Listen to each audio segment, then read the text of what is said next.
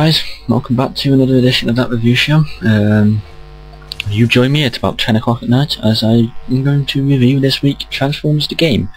This is the movie variant and is okay, I guess, but we'll more on that later. Okay, so here's the menu we're faced with. We have new game, load game options and quit. Now this game I think does not have multiplayer at all, which I think is a bit weird, but you can see why, because it's a movie based game and it's just campaign only. And the campaign is very long as well actually, so that's pretty nice. Okay, so we've got game settings, which is three things: invert camera, y-axis and sensitivity low. Again, not much from that. Video settings, not a lot here. I have it on low res just because, you know, there's no point recording in high res, it won't make a difference. This is not a high resolution laptop screen, so you know there's no point. Effects settings, not. Yeah, you can see that this is really just not a lot of options you've got here. Audio settings is either on or off, pretty much. You can, if I turn them off here.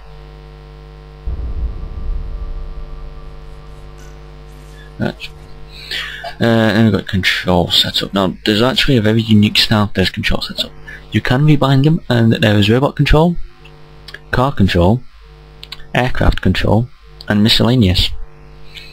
All these can be rebinded. Now my only concern though is the main menu does not feature mouse sensitivity or something, or like, you know, you can't move the mouse around to click on anything. I'm moving the mouse now. As you can see, options is still there. Now, I'm going to load the game. I already have a save. I have been playing this before. I've had to get my save from when I uninstalled it. Okay, so enough of that.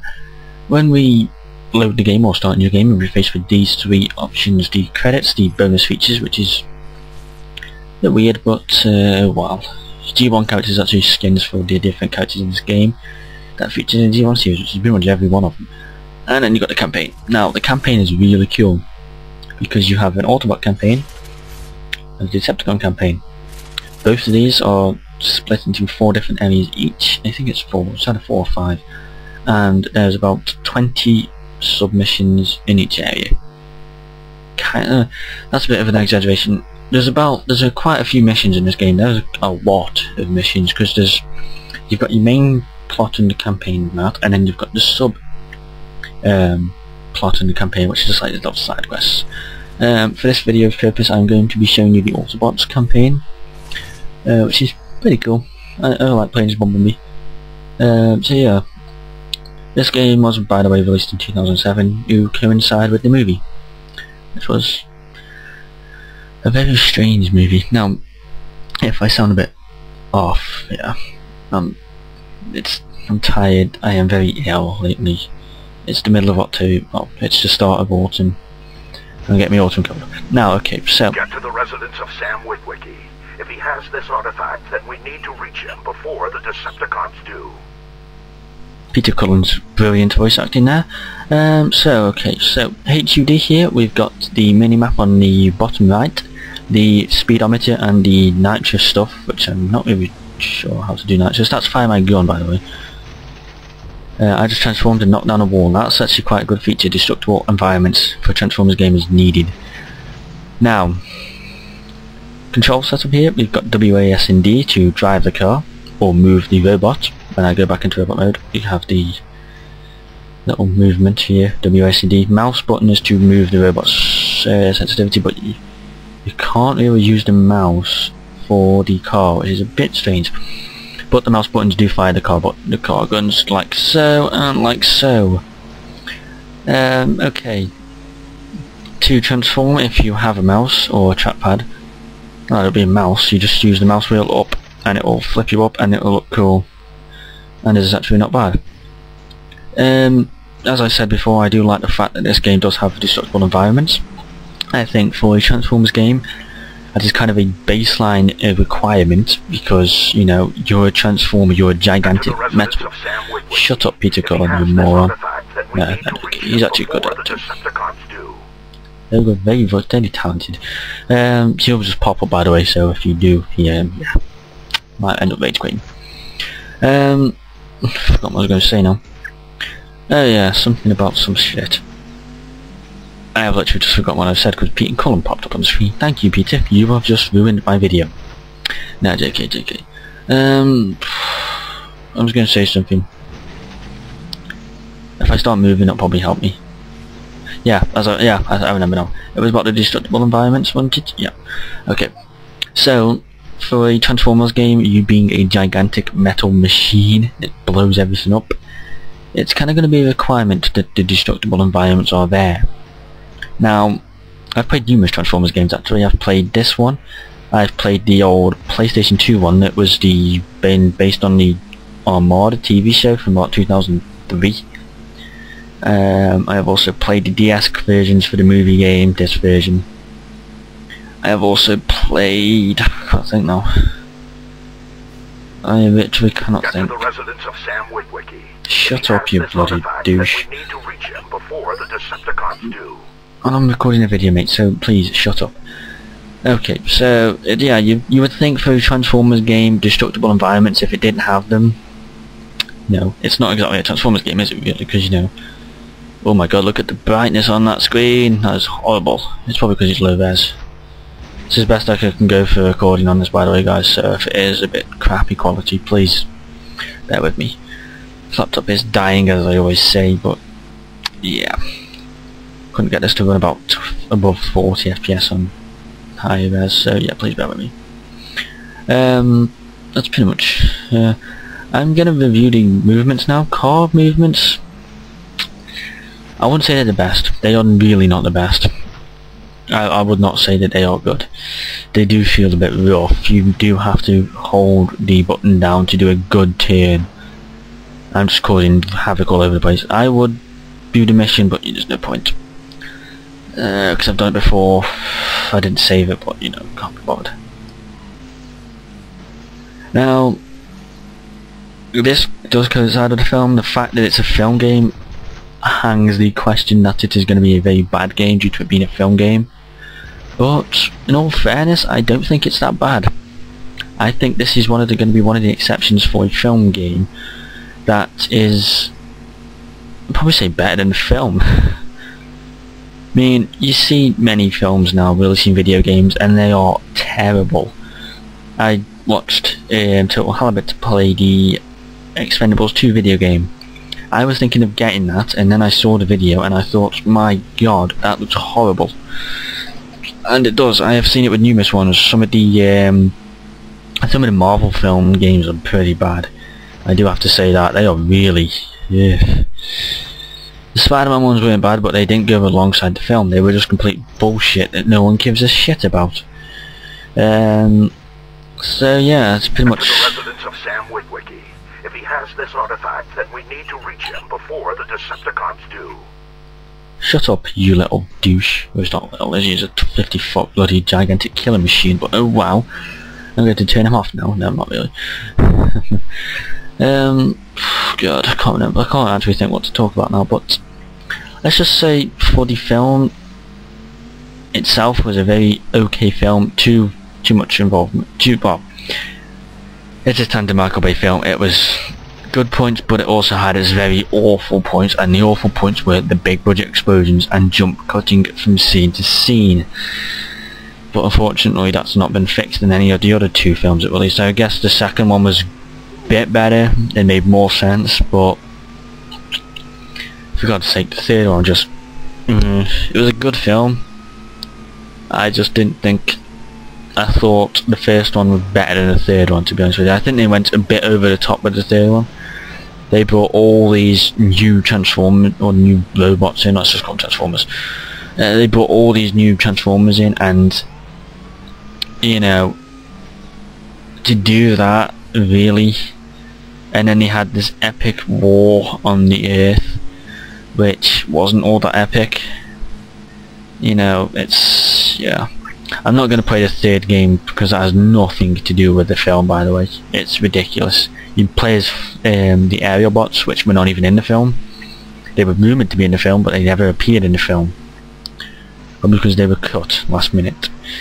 And also the campaign on that is just ridiculous. The second game for the film series, for the Revenge of the Fallen, was actually a very okay game. It actually went alongside the film, which I thought is a very good thing to do. It should go alongside the film, not just make up complete bullshit on the way along. But okay. I'm running out of ideas to talk about. This is actually a nice game. It's very, very fun to play actually. It is very fun. By the way, Q and E. Q is to pick up stuff and E is to kick the living crap out of stuff, which is awesome. I still would not think that this is anywhere near as good as the War for Cybertron series. That is a good series. Very good. Yeah, I guess that's pretty much it. I've talked about everything. You know, there's not much else to talk about really, you know. The game is good. It's his basic game. It's very nice.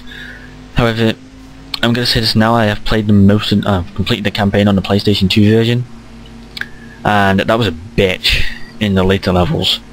You end up facing these killer Decepticons that are on the Autobot campaign, by the way, that spin their powers all over the place, knock you back loads, and then take half your health off from just touching you. Which I thought was a little weird, seeing as they were not even in the film, but I guess you can have some variety. Now just run over a cop car. It's Grand Theft Auto all over again. So, I guess that's it for this week's edition of That Review Show, guys. I'm sorry it's been a very short edition, but really I've not got a lot to say about this game, you know. It's a standard baseline for Transformers games, really. You know, good driving, well, okay driving mechanics, but you know, you don't want to be focused on your driving too much, because, who's that? Oh, there's a Decepticon here. Test out the combat system. Let's press E and just kick his face in. That is his health bar, by the way. And you can then just shoot the living crap out of him. And yeah, kick his face in. He fell down.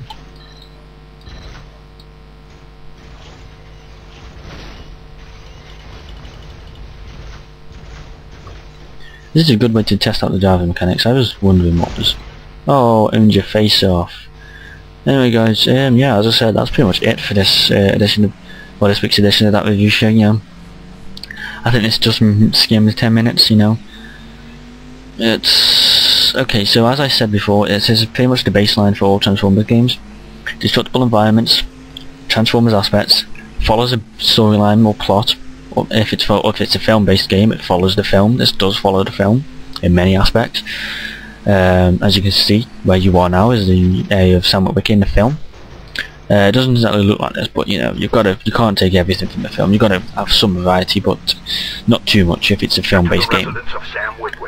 The right casting choices, you know, you don't want the ridiculous casting choices. You don't want the wrong actors playing the wrong characters. For a good Transformers game, you'd have to say Peter Cullen for Optimus Prime, definitely. That's got to be a definite. I might be sounding like a bit of a Transformers nerd here, but I do not give a shit. I loved the Transformers at one point. And it's not that bad now, but still, I don't watch it anymore. I only watch the films because, you know, they aren't bad. Rosie Huntington-Whiteley is a good looking girl. Better looking than the other one, Megan Fox. Oh god. Anyway, moving off that subject. Oh, I just did a GTA. Oh, my window's been rolled down. Roll my window back up.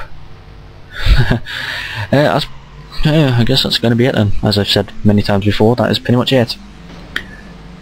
So next week, guys, I think I'm going to move on to... oh, I'm not sure. This is going to be out 3 weeks from today. Today is the 1st of October. Tomorrow's episode from this recording is the Need for Speed game. Then I've got Minecraft, which is last week's edition. And then this. Okay, so this is going to be around end of October when this goes out.